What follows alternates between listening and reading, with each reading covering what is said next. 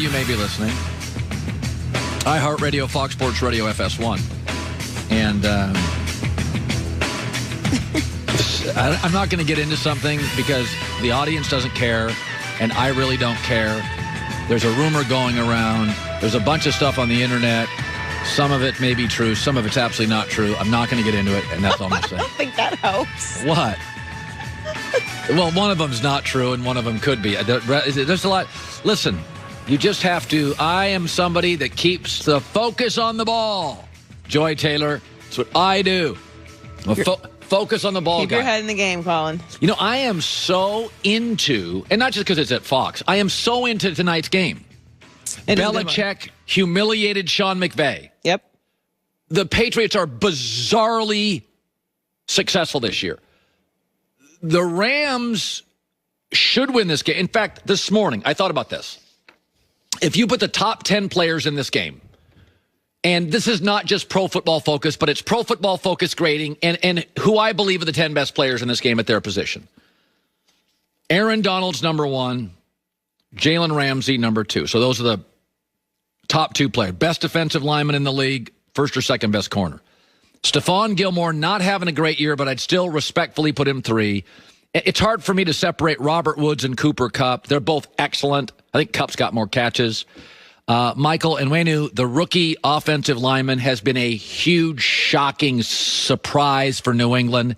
Then I put the John Johnson, the third, the safety for the Rams, Darius Williams, the corner, right tackle Rob Havenstein. He and Shaq Mason are a coin flip. Most of their best players in New England are offensive line. But if you went to like wide receiver and the tight end groups, New England doesn't have a single wide receiver who could get on the field on the Rams wide receiver group. They don't have a single tight end. So in terms of running backs, Damian Harris is the only one I'd give any carries to. So in terms of wide receiver, running back, tight end, and the skill positions mean more than ever in the NFL, I would absolutely say slam Damian Harris, running back for New England's the only player that could get into the rotation for the Rams, and Goff right now is a better quarterback than Cam, I believe. So if New England wins tonight, it's frightening. It is. New England doesn't throw the ball. Doesn't have an elite pass rusher. Chase Winovich has 3.5 sacks. Does not have a single go-to dependable wide receiver. And the Rams' defense is incredible. Incredible. The secondaries, I mean, it's incredible. If they win tonight, the league should just say, okay, we're going to disband, start over without Belichick because we can't compete. Greg Cosell joining me now live. He does every Thursday. If you bet football, it's fantasy football. You just love football. Greg Cosell joining me live. 41 years NFL films. So when I watch the Rams, and I've seen every snap because I live in Los Angeles, I've seen every snap. They're talked about a lot here in town. They always look kind of the same. It feels like a lot of motion, a lot of sets. They move Goff all over the pocket. I feel like I see the same 12 plays over and over. But when you look at film, are they the same team we saw a couple years ago in the Super Bowl? In terms of what you said, in terms of sets and those kinds of things, yes, to a large degree. But I think the difference is this. When they played the Patriots in the Super Bowl, Colin, the foundation of what they did was the run game and Todd Gurley. Todd Gurley was still great at that point, and Belichick structured his game plan, particularly his defensive front, to stop the outside zone run game and stop Gurley. The Rams are a little different offensively now. They throw the ball far more by choice. The foundation of their offense is not the run game. Do they want to run it? Of course they do. But it's not the foundation. And what they do a lot more of, which they did not do 2 years ago, is empty sets. They put Goff in empty sets. They spread the formation. The only other quarterback who's been in empty more than Jared Goff this year is Ben Roethlisberger. So they're a different offense than what they were when Belichick pretty much shut them down without an offensive touchdown in that Super Bowl. So we'll see. My guess is Belichick's approach will not be the same as it was in that Super Bowl. Speaking of the Rams, the Giants were, I think, like 1-7, and Giants lost to the Rams. And I watched that game at SoFi, and I sat there, and I remember I came in the following Monday on the air, and I said, when one of the shows that week, and I'm like, Boy, Giants, for a team with a bad record, they gave the Rams real physical issues.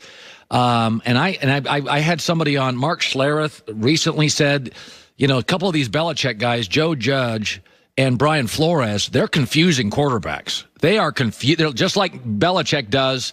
What do you see with the Giants that you like? Because they lead their division, and they have played for 6 weeks. They're a real football team. Well, and you failed to mention Patrick Graham, who's the DC for the Giants, and he also has a Belichick pedigree. And what they do is they're so multiple with their fronts, and that's a Belichick thing, being very multiple with your fronts, not as multiple with your coverages, a little more coverage consistency, but they're very, very aggressive up front, a lot of pre-snap movement, a lot of what we call amoeba fronts, where there's no defender with his hand in the ground or maybe one defender with his hand in the ground. That makes it very difficult for the offensive line to identify 5 players that the offensive linemen are going to block. They don't really blitz a ton, and they don't play a lot of man coverage, but they're really difficult up front, and they're physical. They're really physical and competitive. And on defense, obviously, that matters. So they do a lot of good things tactically, and they really caused problems for Seattle last week. A team that we said this when they were 2-7 and 3-7, the Giants are Miami, is that they're better than their record. They were bad for September and most of October, but this is a real football team with a bad record. And we said that when the Giants were bad. Miami last year started out like 0-8, right, but every week they got better. So Miami's going to play Kansas City and Mahomes. They've given every quarterback issues. What can they do against Mahomes? And that is going to be fascinating to see what they do against the Chiefs, because Miami has played a lot of man coverage. They like to blitz, but keep in mind, Brian Flores was also on the staff in New England when they beat the Chiefs. And I remember a game in which they literally doubled Tyreek Hill on every single play. My guess is they might feel very comfortable with Eric Rowe, who's a big physical kind of hybrid corner safety. He's their tight end matchup. They could feel comfortable with him matched man-to-man on Kelsey and then take their chances with Hardman, Robinson. But we've seen what Bill Belichick has done. Flores was on that staff. So we'll see. This to me is one of the most fascinating unit matchups of the weekend, because the Chiefs bring so much firepower on the outside, and Kelsey is having an unbelievable year. I mean, Patrick Mahomes is the best third down quarterback in the league. The Dolphins have far and away the best third down defense in the league. So there's so many dimensions and elements to this game on that side of the ball. Taysom Hill. People compared him to Tebow, and my takeaway, he's a better athlete and a better thrower, but I never really viewed him as a franchise quarterback long term. He throws it a lot better than I thought. Yeah. How do you view him today opposed to a month ago? Well, let's keep one thing in mind, Colin. Only one team this year gets a bye, correct? That's the way the playoffs are. Yeah. So he's not playing. This is not an audition. He's playing because Sean Payton believes he's the best quarterback on that team after Drew Brees. That's why he's playing. And last week against Atlanta, the second time they played them in 3 weeks, Sean Payton gave Taysom Hill more in terms of the route concepts, in terms of what they asked him to do in the passing game, and he threw the ball well. Now, it's 3 starts, so no one should make a judgment about his whole career, Colin, but certainly they're expanding him a little bit, and we'll see what happens this week against the Eagles. But I thought Taysom Hill threw the ball well last week. And in fact, one of the touchdowns he threw, the one to Jared Cook, was the exact same play, formation, play design, play concept, as Drew Brees hitting Jared Cook for a touchdown Week 8 against the Bears. Wow. So I never want to overreact to Monday Night Football. It's the standalone game usually. Wasn't this week, but we have there's a history where Right. people just overreact to Monday. It was hard to watch Josh Allen and not go, oh, wow. Yeah. It was as good a performance by any quarterback in any game I'd seen this year. That was what my eyes told me. What did the film say? And I would agree with that. And there's you know what the reason is?